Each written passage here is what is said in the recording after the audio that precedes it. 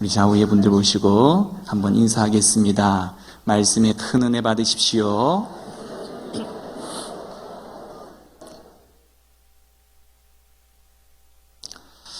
시골의 모든 것이 놀잇감이자 학습장으로 쓰이게 됩니다.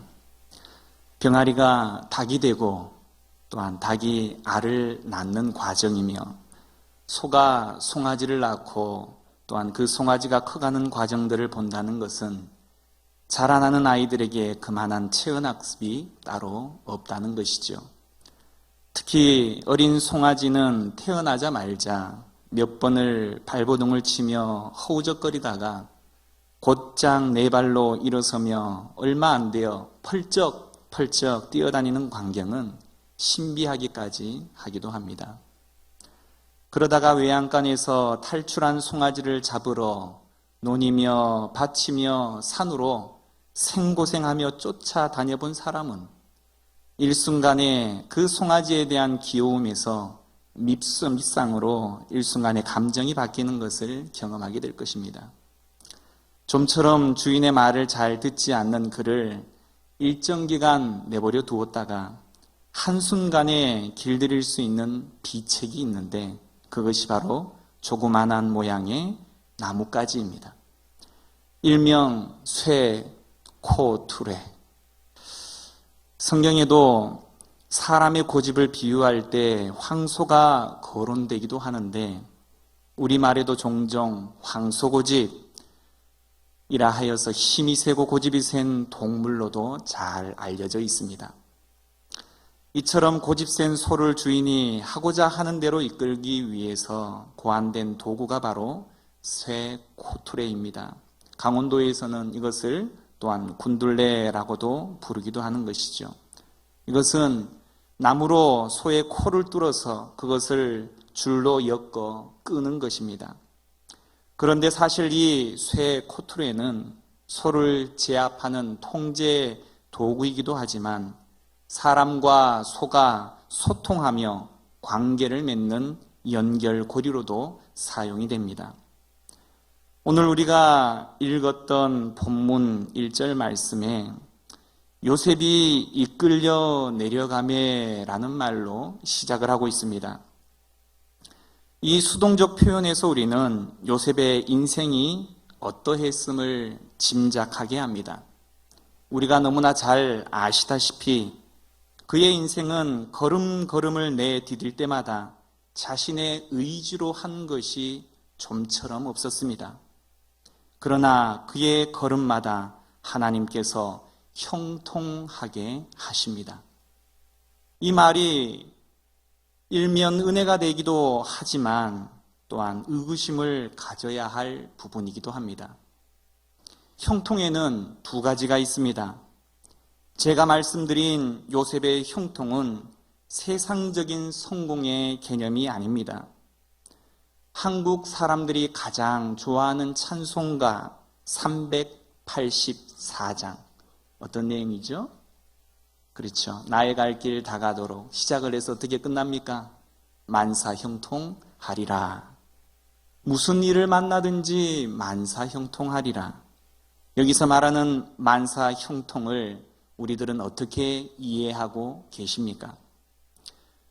사도행전 16장 19절로 34절의 말씀에는 사도 바울이 감옥에 갇히고 밤새 기도하고 찬미하매라고 나와 있습니다. 그러자 터가 흔들리고 옥문이 열리게 되죠. 기도의 응답입니까? 그렇다면 얼른 앞뒤 돌아보지 말고 짐 싸들고 탈출해야만 맞지 않겠습니까? 그런데 성경엔 사도 바울이 열려진 옥문을 통해서 도망을 갑니까? 가지 않습니까? 가지 않죠. 그렇다면 도대체 밤새도록 사도 바울이 찬송하며 기도했던 내용은 무엇이었을까요? 육신의 몸을 자유케 해달라는 기도가 아니었다는 것은 분명한 것입니다. 바울이 기도하고 찬미한 것은 우리가 생각하는 자유의 몸을 위해서 기도한 것이 아니라 하나님이 도대체 왜 나를 이곳에 보내셨는지에 대한 깨달음을 위한 기도였던 것입니다. 여기서 바울은 복음의 방향성에 대한 깨달음을 얻게 되는 것이죠. 이 복음이 이제 로마의 심장부로 가고 있다는 것을 그가 그 감옥 안에서 기도와 찬미를 통해서 깨닫게 되는 지혜입니다. 그래서 내가 사슬에 묶였지만 고난의 자리에 있지만 내가 하나님의 복음을 위해서 이렇게 하나님의 형통이 되고 있는가를 알고서 기도와 찬미가 터져 나오게 되는 것입니다. 우리가 일반적으로 이해하는 찬미가 아니라는 것입니다. 성경적인 형통의 개념은 바로 이런 것입니다. 창세기에 등장하는 족장들의 계보에서 아브라함과 이삭과 야곱이 주로 거론이 됩니다. 야곱까지는 철저하게 무엇을 성경이 보여주고자 하였냐면 인간이 얼마나 가능성이 없는 죄인인가라는 것을 바로 야곱의 이야기를 통해서 보여주시고자 하시는 하나님의 뜻입니다. 구약은 도대체 왜 예수 그리스도가 인간에게 필요한가 그것을 말하기 위해서 인간이 얼마나 절대적으로 절망스러운가라는 것을 이야기하고 싶어 한다는 것입니다.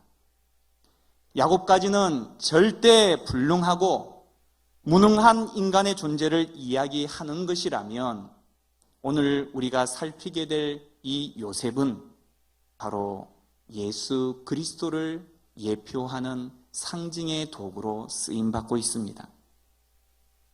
그 예수의 예표로 등장하는 이 요셉의 일생은 자기 자신이 하고자 하는 욕심과 뜻대로 움직여진 인생이 아니라 온전하게 수동적인 모습으로 비춰지고 있습니다.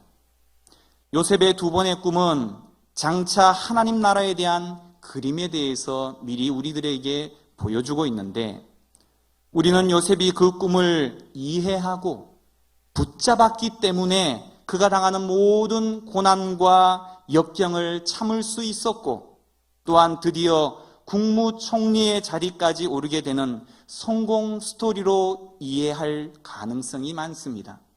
하지만 우리의 예상과는 전혀 다르게 요셉은 자신이 꾼 꿈의 진정한 의미가 무엇인지도 알지 못했고 뿐만 아니라 그는 그 꿈 내용조차도 곧 잊어버리게 된다는 것입니다. 요셉은 그 고난의 인생을 걸어가면서 알지 못했습니다. 내가 왜 도대체 이런 고난을 겪어야만 하는지에 대해서. 그래서 요셉을 그린 그림 자체는 무고한 자가 당하는 고난 속에서 예수 그리스도의 모습을 슬쩍 보여주는 것이었습니다.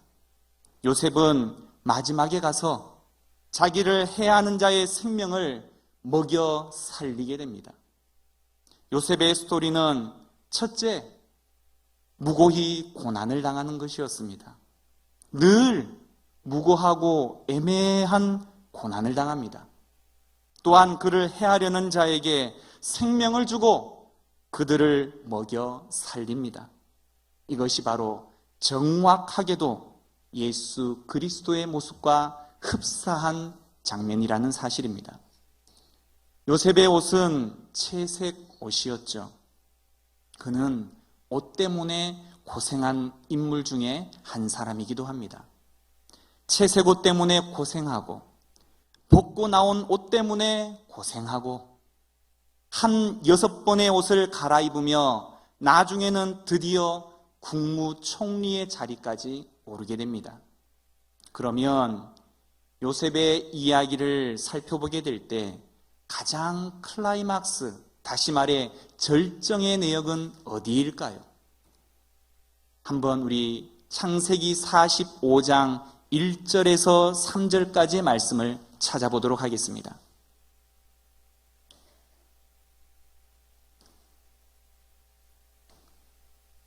창세기 45장 1절로 3절 제가 대신하여 읽어드립니다. 요셉이 시종하는 자들 앞에서 그 정을 억제하지 못하여 소리질러 모든 사람을 자기에게서 물러가게 하고 그 형제들에게 자기를 알리니 그때에 그와 함께한 다른 사람이 없었더라.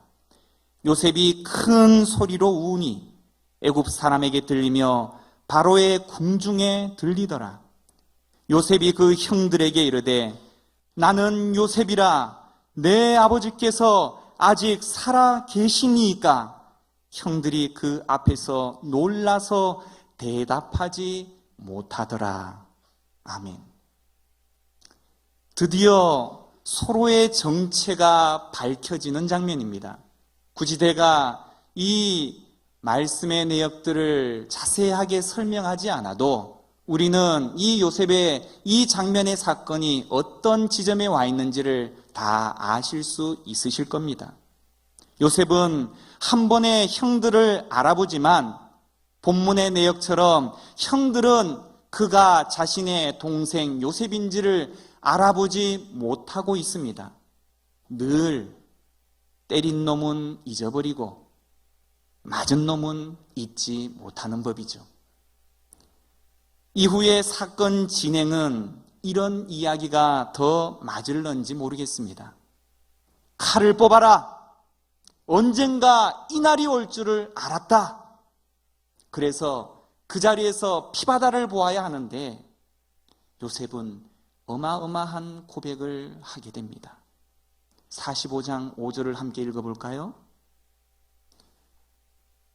당신들이 나를 이곳에 팔았다고 해서 근심하지 마소서, 한탄하지 마소서.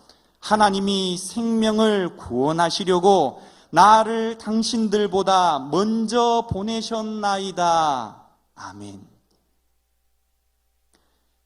요셉은 신앙의 사람이었습니다. 그런데 처음으로 그의 입에서 주어가 하나님이라고 고백합니다. 이 고백이 나오기까지 얼마나 많은 시간이 지났는지 모릅니다.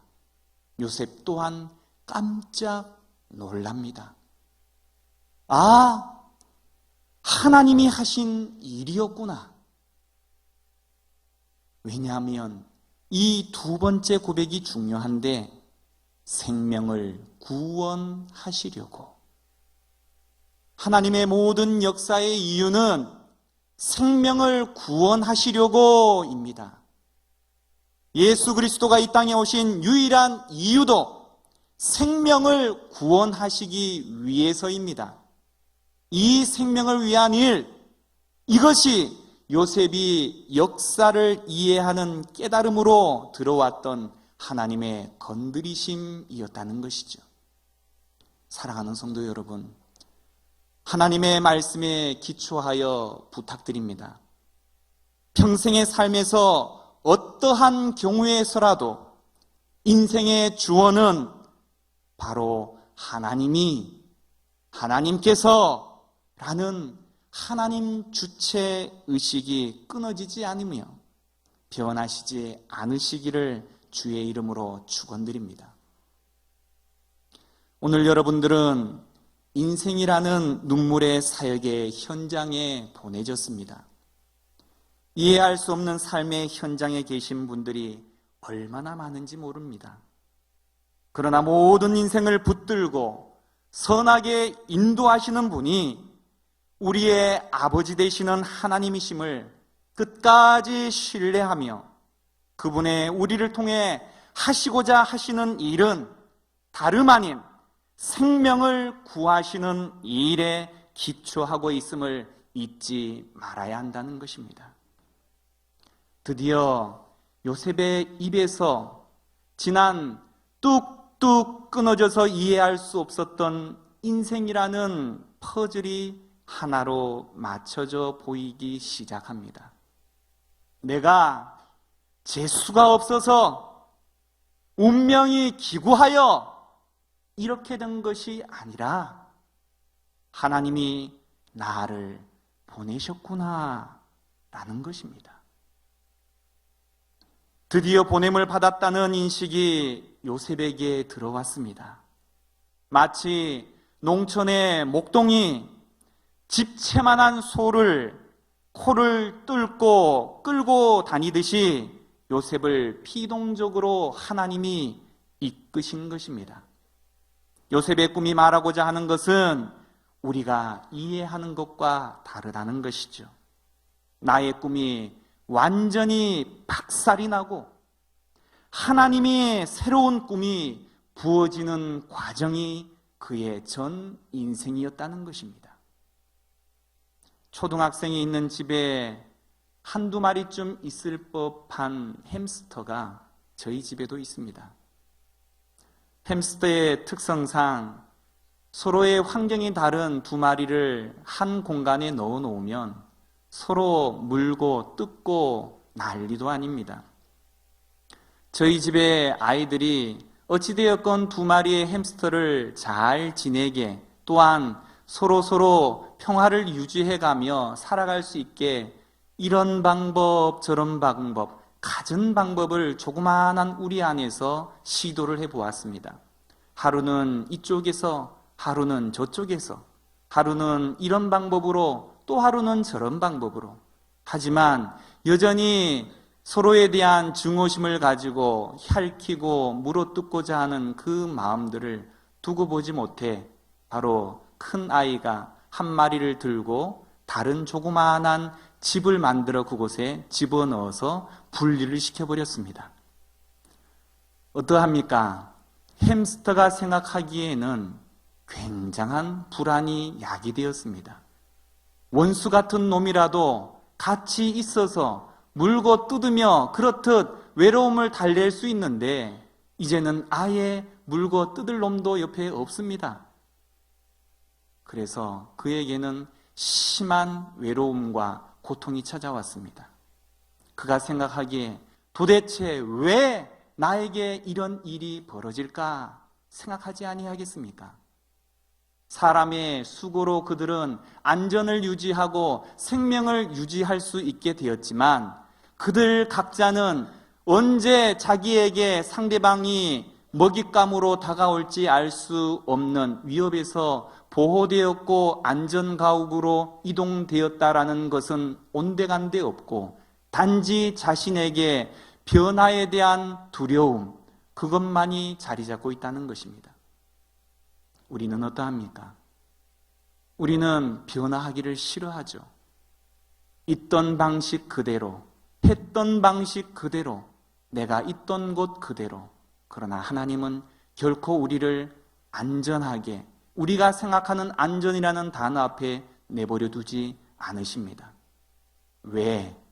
기도하게 하시기 위해서, 하나님을 찾게 하기 위해서, 내 방식대로가 아니라 하나님 방식대로 하기 위해서 변화를 주도하십니다. 우리는 혼란스럽죠. 갈등하게 되죠. 스트레스를 받습니다. 하지만 그때 하나님께서 역사하신다는 것입니다.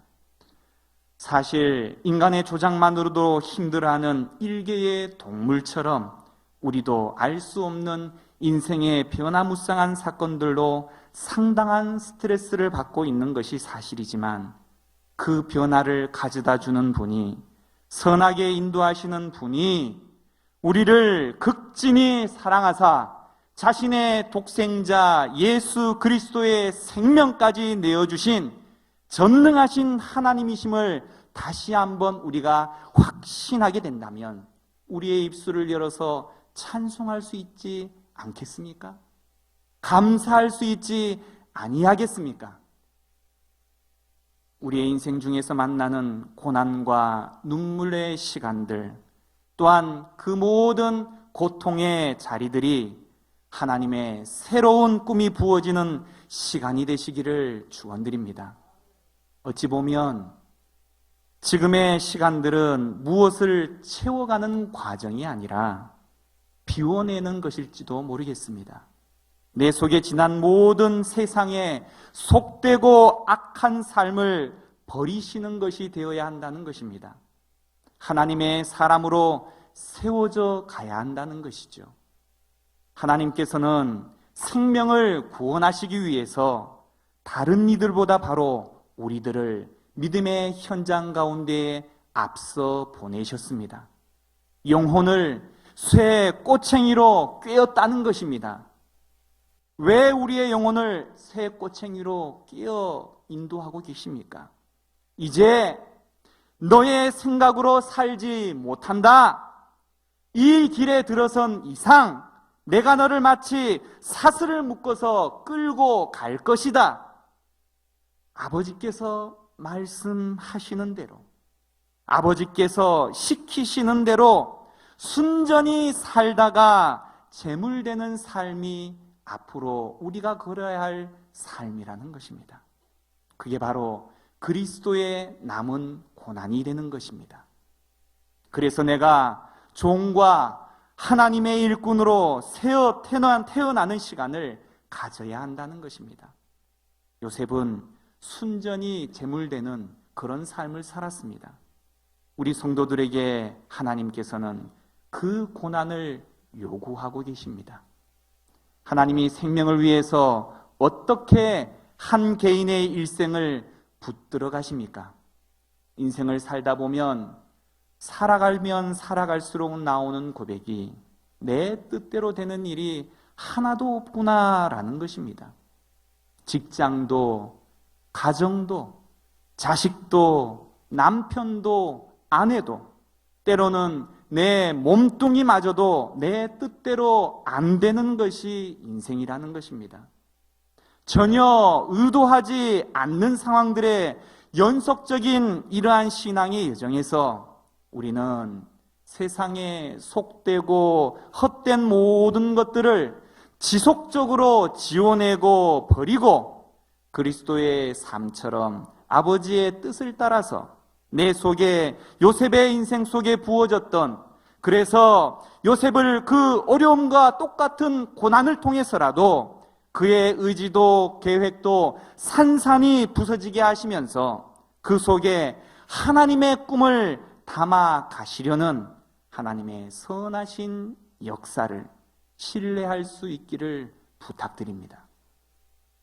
사랑하는 성도 여러분, 이 성실교회에서 서로를 섬기면서 모두가 하나님의 꿈, 생명을 살리는 그 꿈이 우리 가운데 충만하여 주님을 기쁘시게 하는 귀하고 복된 주의 성도들이 되시기를 주의 이름으로 간절히 축원드립니다. 기도하겠습니다.